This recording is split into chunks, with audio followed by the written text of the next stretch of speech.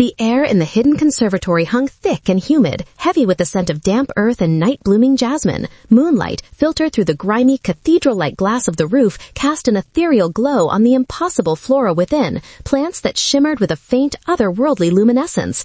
Owen Croft stood before a rusted metal footlocker, his heart hammering against his ribs, the sound unnaturally loud in the profound silence of the forest. He had just turned the old bronze key his great-aunt Elara had left him, the sound of the lock clicking open, shattering the night silence. Inside, nestled on a bed of faded velvet, was not gold or jewels, but a row of small glass vials. They were filled with a luminous, amber-colored liquid that seemed to pulse with a faint internal light. This was it, the culmination of Elara's life's work, the cure. Next to the vials lay her final journal, left open to a page with a single, chilling entry, her familiar, spidery script, a desperate warning from the grave. The synthesis for Maya's treatment is here, it read. The stabilizing agent is in the vials, but they are coming.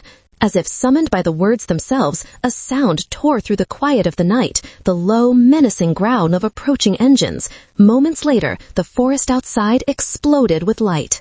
The powerful, sweeping beams of searchlight sliced through the trees, their cold, white glare sweeping across the conservatory glass, turning the magical sanctuary into a stark, exposed crime scene.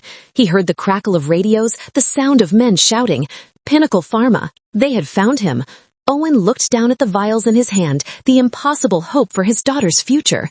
He looked at the fragile glass door of the conservatory, the only way out. He was trapped. What is the true value of a legacy?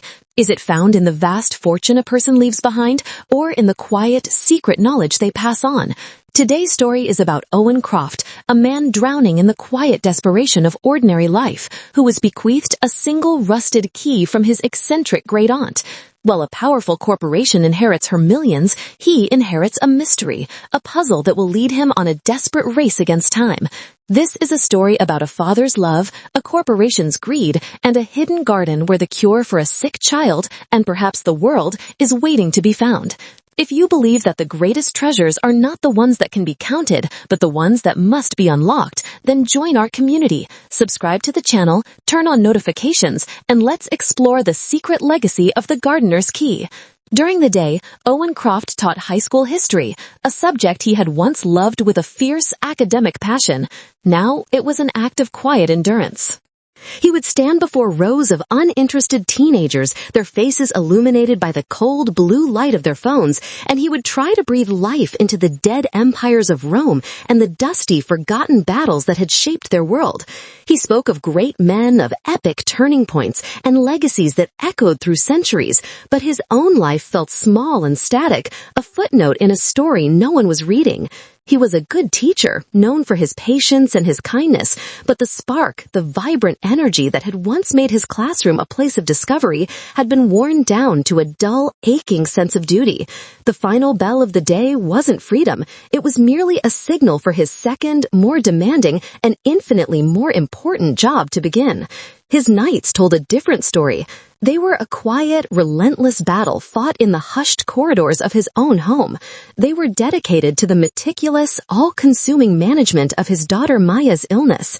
After the death of his wife, Sarah, 3 years prior, a loss so profound it felt like the color had been permanently drained from his world, Maya had become the singular, gravitational center of his universe. She was a bright, resilient 14-year-old with her mother's sharp, intelligent wit and a quiet, artistic soul that shone through even the thickest fog of her fatigue. She was a girl who found beauty in the smallest things, the way the light caught the dust motes dancing in the air, the intricate patterns of frost on a window pane in winter. But she was trapped in a body that was slowly, inexorably betraying her. Her rare, degenerative condition was a cruel thief, a silent intruder that was stealing her mobility and her energy, piece by agonizing piece. The treatments were a constant, crushing financial burden. Each vial of medicine, each specialist visit, each new piece of adaptive equipment was a number on a spreadsheet that grew larger while his teacher's salary remained stubbornly the same. He was a man drowning, slowly and silently in a sea of medical debt. The small house they lived in, a place once filled with the warmth of Sarah's laughter, now felt heavy with the weight of looming bills and unspoken fears. His last desperate hope, a thought he was both ashamed of and clung to with a fierce secret tenacity, was his great-aunt, Elara Reed. The news of her passing at the age of 94 was a strange, muted blow. He had barely known her, his memories of her a collection of fragmented childhood impressions. A tall, imposing woman with kind, perceptive eyes and hands that always had a trace of rich, dark soil under the fingernails. She was a family legend, a whispered story of eccentricity and genius, a brilliant botanist who had abruptly abandoned a promising academic career to lock herself away on her vast, sprawling estate. But she was also, by all accounts, incredibly wealthy. The thought of her inheritance was a guilty, hopeful prayer in the back of Owen's mind. It was never about a new car or a comfortable retirement. It was about Maya. It was about the possibility of better treatments, of a life for his daughter that was defined by her art and her wit, not just by her illness. The inheritance was not a windfall. It was a lifeline. The day of the will reading was a cold, gray affair, the sky the color of slate. The lawyer's office was a sterile, impersonal room that smelled of old paper and ambition. Owen sat on a hard leather chair, his hands clasped tightly in his lap, his heart a nervous, fluttering bird in his chest. And then the hammer fell. The lawyer, a man with a practiced, sympathetic but ultimately detached expression, read the will in a calm, dispassionate monotone. The vast estate, the stocks, the bonds, the entire considerable fortune of Elara Reed was to be bequeathed in its entirety to a single entity, Pinnacle Pharma, one of the largest and most powerful pharmaceutical corporations in the world. The will stated the gift was to foster and continue the spirit of botanical research. A quiet gasp went through the room. Owen just sat there, the blood draining from his face, the sound in his ears a dull, roaring static. It was a betrayal so profound, so incomprehensible, that it felt like a physical blow. Then the lawyer cleared his throat. "To my great-nephew, Owen Croft," he read, "I leave the contents of the attached envelope." The lawyer slid a small, simple manila envelope across the polished table. Owen's hands trembled as he opened it. Inside, there was no check, no deed, no key to a secret safe deposit box. There was only a single, ancient, and heavily rusted bronze key attached to a faded tag. And tucked alongside it was a small handwritten note, the script a familiar, spidery scrawl he recognized from the few birthday cards Elara had sent him as a child. The note was short, enigmatic, and, in that moment, devastatingly cruel. It read, "This is the only inheritance you will know how to use." The humiliation was a physical blow, a hot flush of shame that spread across his face. He had been dismissed, his desperation answered with a cryptic, useless piece of junk. The last, fragile thread of hope he had been clinging to had just snapped. The drive home from the lawyer's office was a silent, gray blur, the rhythmic sweep of the windshield wipers doing little to clear the fog that had descended upon Owen's mind. The rusted bronze key lay on the passenger seat beside him, a mocking, tangible symbol of his utter and complete failure. It seemed to radiate a cold, heavy energy, a silent testament to his great-aunt's final, cruel joke. He felt a profound and bitter sense of betrayal. He had not expected a fortune, not really, but this, a useless piece of metal and a cryptic, condescending note? It was a deliberate, calculated act of dismissal, a final twist of the knife from a woman he had barely known but had foolishly placed all his hope in. He arrived home to the quiet, waiting presence of Maya, her hopeful, questioning eyes the most painful part of his new reality. She was sitting at the kitchen table, sketching in her notepad, a beautiful, intricate drawing of a fantastical plant, its leaves a complex network of swirling patterns. She didn't ask about the money. Instead, she asked, with the simple, direct curiosity that always disarmed him, did she leave any of her books? I always wondered what a botanist's library looked like. Her question, so innocent and so profoundly insightful, was a small, sharp reminder of a different kind of inheritance, a legacy of knowledge and passion that he had completely overlooked in his desperate, single-minded focus on money. He mumbled something about legal complexities, about things taking time, a lie that tasted like ash in his mouth. That night, after Maya was asleep, Owen sat in his dimly lit living room, the weight of his despair a physical presence in the quiet house. The stacks of medical bills on his desk seemed to mock him, their bold, red, past due stamps a constant, screaming reminder of his inadequacy. He stared at the key, turning it over and over in his hand. The temptation to throw it away, to hurl it into the darkness and be done with the whole humiliating affair was immense, but he couldn't. It was the last thing his great-aunt had touched, the final tangible piece of a woman who was a mystery to him. He remembered her from his childhood, a tall, imposing figure with dirt under her fingernails and eyes that seemed to see the world in a different, more vibrant spectrum of color. His father had told him stories about her brilliant, almost obsessive passion for history, not the history of men and wars, but the secret green history of the earth. She studied ancient herbals, the folklore of medicinal plants, the forgotten remedies of indigenous cultures. This shared interest in the past had been a small, unspoken bond between the reclusive botanist and the young boy who loved stories. This memory, sparked by Maya's question, shifted his perspective. The key was not a random piece of junk. It was a clue. It was a historical artifact, and he was a historian. Moved by a final, desperate flicker of intellectual curiosity, a need to solve the last puzzle Elara had left, he decided to investigate. He started his research the next day, playing detective in the quiet hours after Maya had gone to bed. The key itself offered few clues. It was old, heavy, and ornate, but without any obvious identifying marks. But the small, faded tag attached to it was another matter. Under the bright, focused light of his desk lamp, using a magnifying glass from his old stamp collecting hobby, he could just make out a series of faint, almost invisible letters stamped into the aged cardboard. HCR, Luggage Room, Harmony Creek Railway. The old, abandoned train station. The place had been a hub of life in his grandfather's day, but it had been decommissioned for decades, a beautiful, decaying monument to a slower, forgotten time. A new electric pulse of excitement, the first he had felt in months, shot through him. The next Saturday, telling Maya he was going to a historical archive for some research, a story that was, in a way, true, he drove to the station. The main hall was boarded up, its grand windows covered in plywood, but he found a side entrance, its door rotted and hanging off its hinges.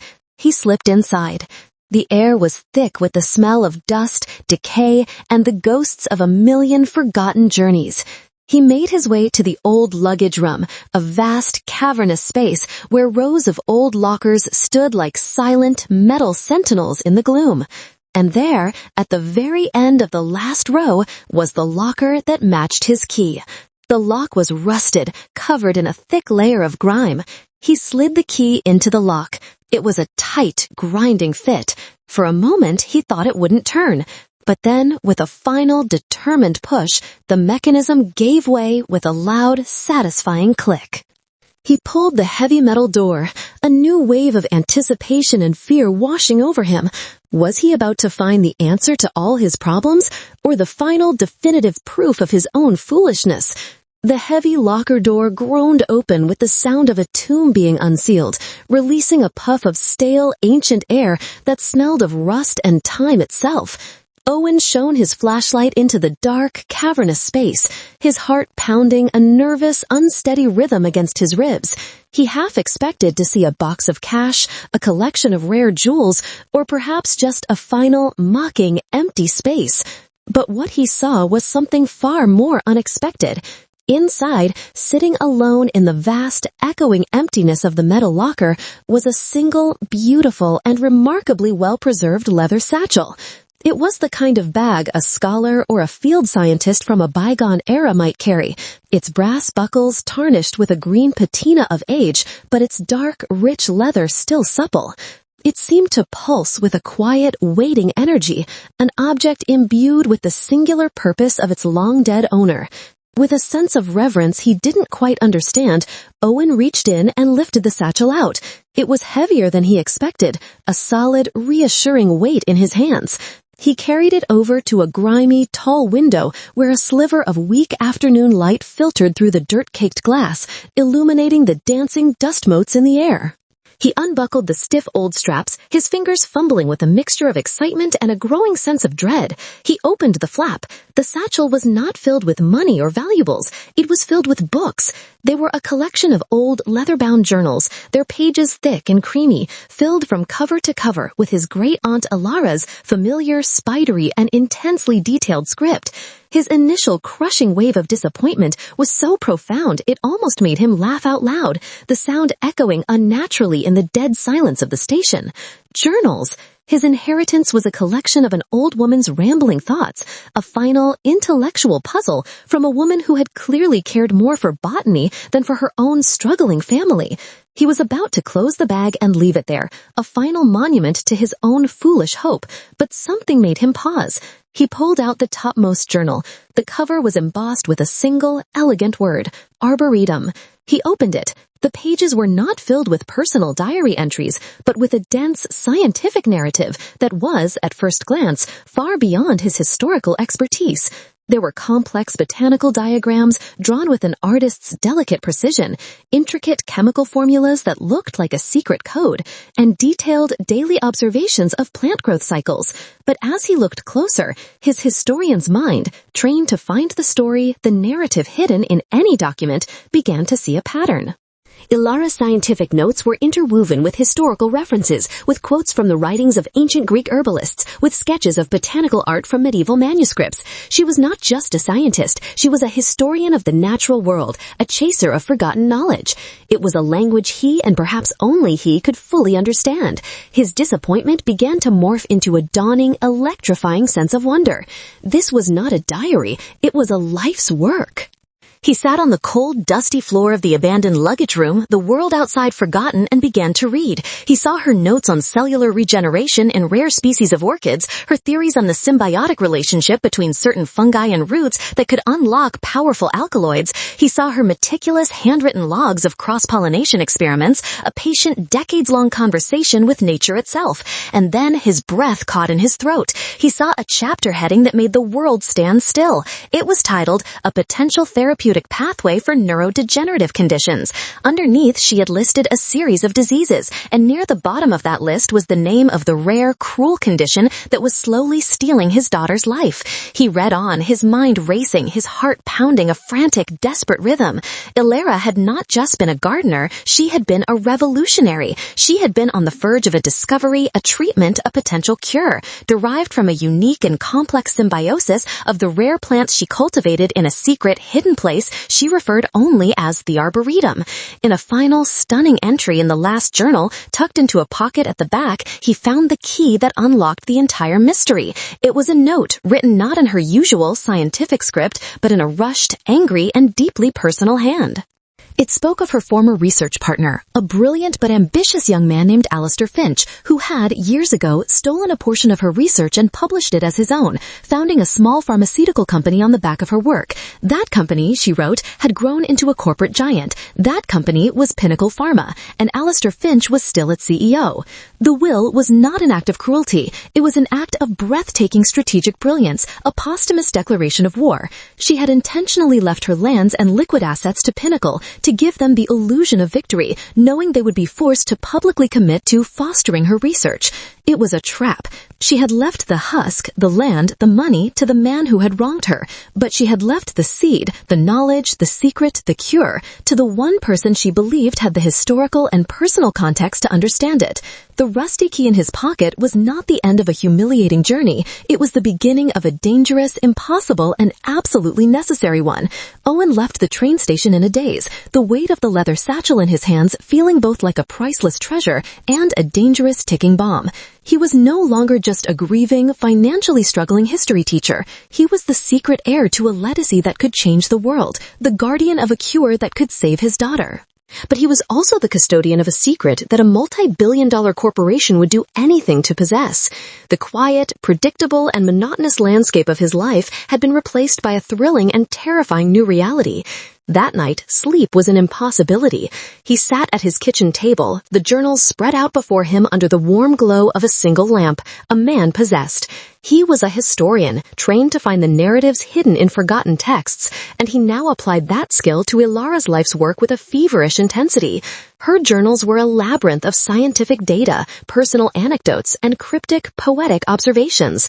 The location of the Arboretum was not a simple map. It was a puzzle, a series of historical and botanical riddles woven into the fabric of her notes. She wrote of a place where the sleeping giant rests, a reference he immediately recognized as a local name for the slumbering silhouette of the Blue Ridge mountain range. She mentioned the stream that flows backward in spring, a clue that sent him digging through old county almanacs and folklore collections, where he found a reference to a small, seasonal creek on her old property, known for its unusual currents during the spring thaw.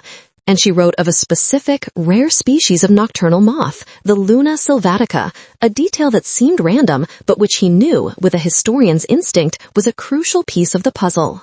He began to cross-reference her notes with old topographical maps, with books on local folklore, with university entomology databases. He was on a treasure hunt, a desperate, intellectual race against time, and for the first time in years, he felt a surge of the intellectual excitement he had once felt for his own subject. He was not just a father trying to save his child, he was a scholar on the verge of the greatest discovery of his life. Meanwhile, in a cold, sterile boardroom 64 floors above the city, a similar process of discovery was taking place, but one driven by greed, not hope. Alistair Finch, the CEO of Pinnacle Pharma, a man with silver hair and the cold, predatory eyes of a shark, was presiding over the initial audit of the Reed estate. His team of lawyers and accountants presented him with the vast, impressive portfolio of his new assets. But Finch was not interested in the land or the money. He was interested in Elara's research. He had never forgotten the brilliance of his former partner, the woman whose genius he had built his empire upon. He had always suspected she had held something back, that her greatest discoveries had been made in the decades after she had retreated from the world. His suspicions were confirmed when a survey team, cataloging the assets in Elara's old dusty laboratory, found a series of alarming references in her secondary notes. They found mentions of the Arboretum, detailed invoices for specialized horticultural equipment, and most damningly, a series of unsent, angry letters addressed to Finch himself, accusing him of corporate theft and vowing that her true legacy would never fall into his hands. Finch's face as he read the report was a mask of cold, controlled fury. And then came the final, crucial piece of information, a record from the estate's lawyer that a single physical item had been bequeathed to her great-nephew, Owen Croft. Finch knew, with the cold, certain logic of a master strategist, what had happened. Elara had outplayed him from beyond the grave. The journals, the real research was in the journals, and Owen Croft had them. The first shot in the war was a legal one. It took them weeks to build their case, a period of agonizing silence that Owen had foolishly mistaken for safety. He had made significant progress in deciphering the clues and was close to pinpointing a potential location for the Arboretum. He was at home, cross-referencing a 19th century map with a modern satellite image when a sharp, authoritative knock came at the door. A severe-looking man in a suit served him with a legal notice. It was a cease and desist order from the high-powered law firm representing Pinnacle Pharma. It was followed by a court summons. The document, filled with dense, intimidating legal jargon, accused him of being in possession of stolen intellectual property belonging to the Reed estate, and by extension to Pinnacle Pharma. It demanded the immediate return of any and all journals, research notes, and related materials. The timeline was no coincidence. It was a deliberate, calculated assault. They had let him do the hard work of finding the journals, and now they were coming to take them. The machine had been activated. Owen looked at the official, threatening document in his hand, a declaration of war from a corporate giant, and he felt a surge, not of fear, but of a cold, hard, and righteous anger. The hunt was on. The legal summons was a death sentence to Owen's quiet, methodical research.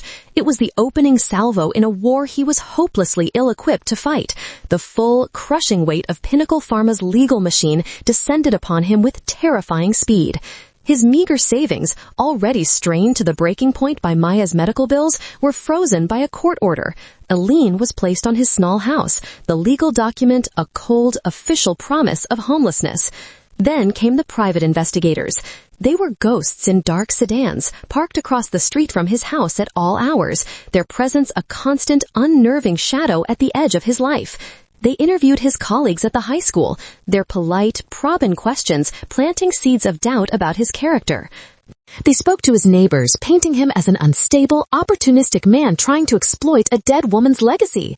He was being cornered, isolated, the walls of the legal and financial system closing in on him. He knew he had only one chance left. He had to find the Arboretum, and he had to find it now before they buried him completely.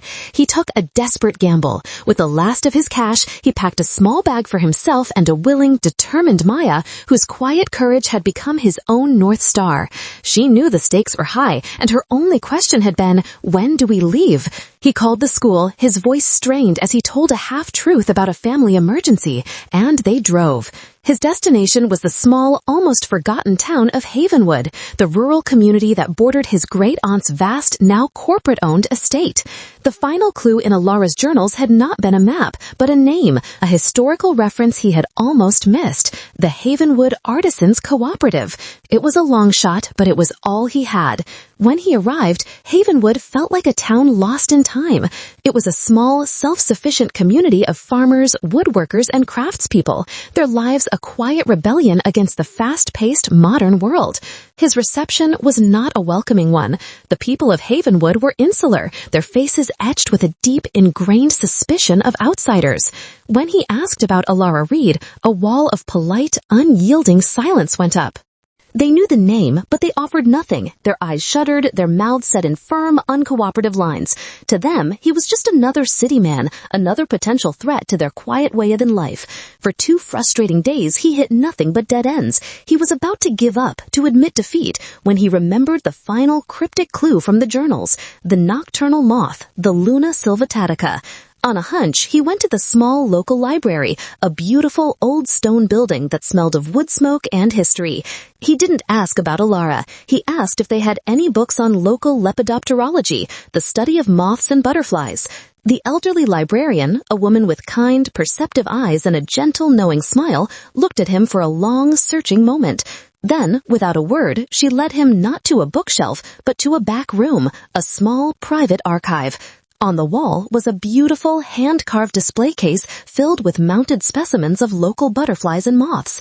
And in the very center, larger and more magnificent than the others, was the moth from Elara's journal, its pale green wings like luminous stained glass.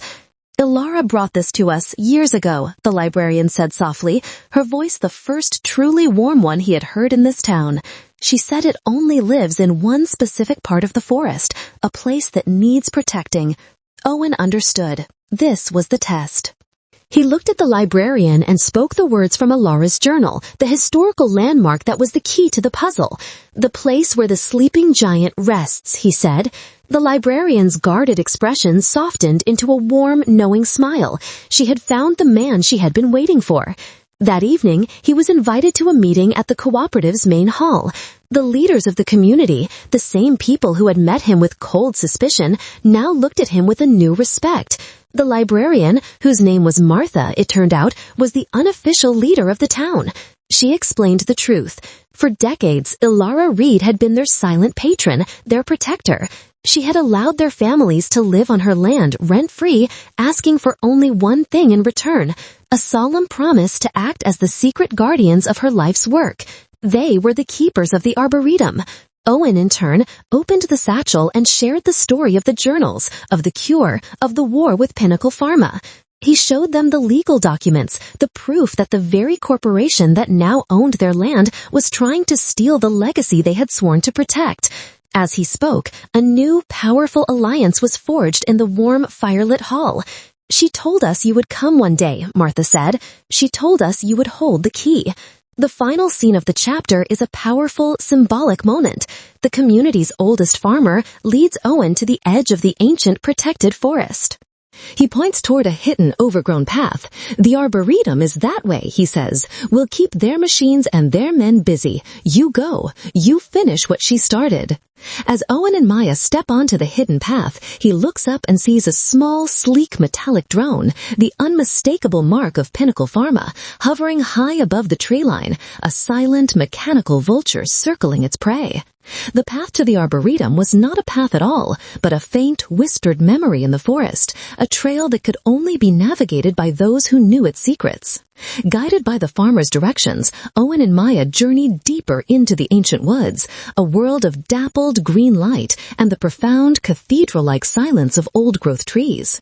The sounds of Pinnacle Pharma's search, the distant whine of drones, the faint menacing growl of off-road vehicles were a constant threatening hum at the edge of their awareness, a reminder that the machine was closing in, its metallic tendrils probing the edges of their sanctuary. Finally, after an hour of walking, they found it, tucked away in a small hidden valley, shielded by a natural rock formation and veiled by a curtain of cascading ivy, was the conservatory.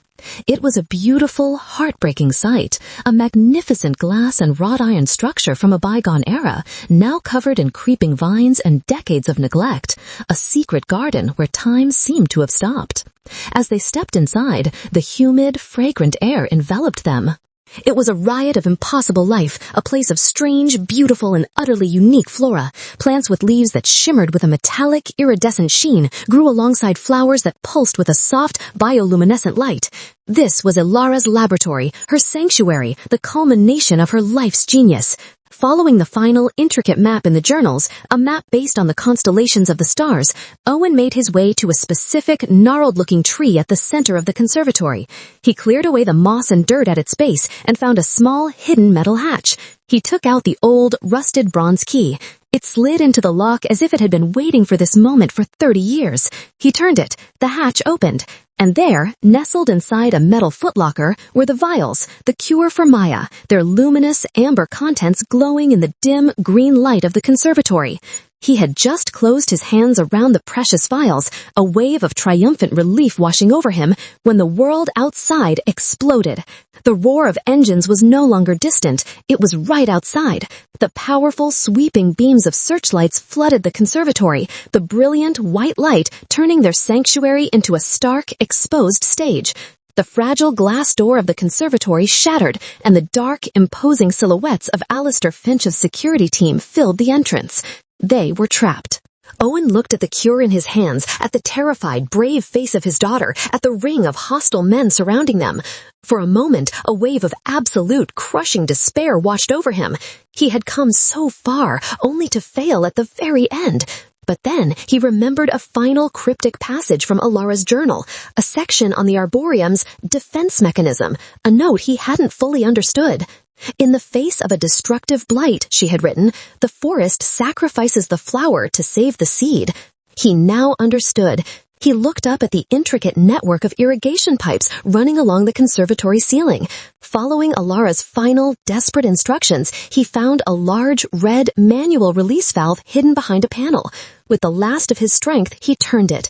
There was a loud hiss, and a fine golden mist began to spray from the pipes, filling the entire conservatory. The cure, Elara's journal explained, was not just the liquid in the vials. That was merely a stabilizing agent. The true power was a delicate symbiosis between the plants and a specific airborne pollen. The pollen itself, however, when released in a high concentration without the stabilizing agent being introduced first, acted as a powerful neutralizing agent, instantly and irreversibly rendering the plant's complex medicinal properties inert.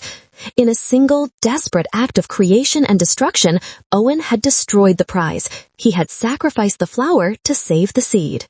He escaped through a back hatch with Maya, the vials of the cure, and a small leather pouch of seeds Elara had left for him. The seeds needed to begin again. Alistair Finch and his men stormed into a useless garden, a treasure chest that was now empty. They had won the land, the physical husk of Elara's legacy, but Owen had escaped with its soul. The aftermath was a quiet victory.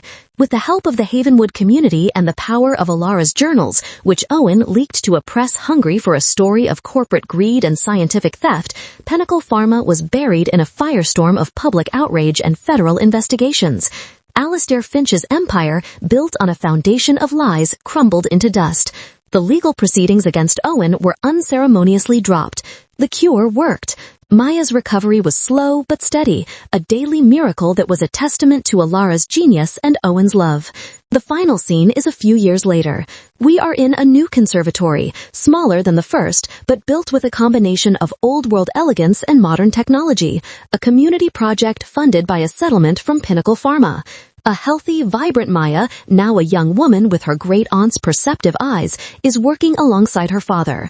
She is teaching a group of visiting university students about the incredible symbiotic relationship between two of the rare plants, her voice filled with the same passion and wonder her father had found in Elara's journals. Owen watches her, a profound, lasting peace on his face. He has started teaching again, not just history at the local high school, but a popular new elective he created, the history of science and ethics. He had not just saved his daughter, he had become the new guardian of a legacy, a man who understood that the true cure for the world's ailments was not a formula to be owned, but a seed of knowledge to be shared.